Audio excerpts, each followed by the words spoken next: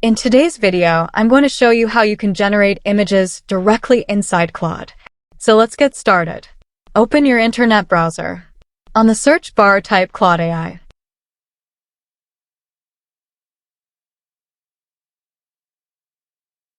I'll enter the prompt, generate an image of moonlight.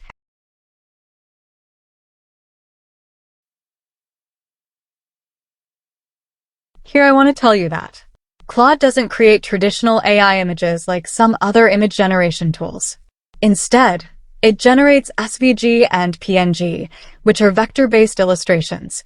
These images are great for icons, logos, simple artwork, diagrams, and clean graphic designs.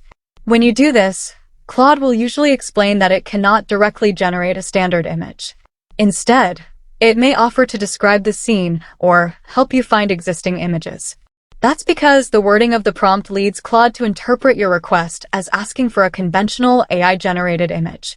Start a new chat so you have a fresh conversation. This time, instead of typing "generate an image of moonlight for me," simply type "generate moonlight." Notice that I removed the words "an image of." It's a small change, but it makes a big difference. As soon as you send the prompt, Claude should begin generating the SVG artwork step by step.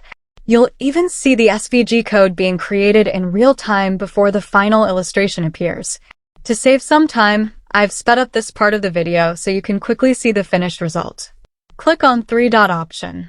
Here you see two options: download SVG or download PNG. Select according to your requirements. This simple prompting technique works for many other subjects as well.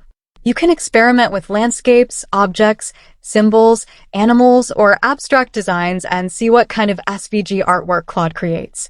And that's how you can generate SVG and PNG images directly with Claude.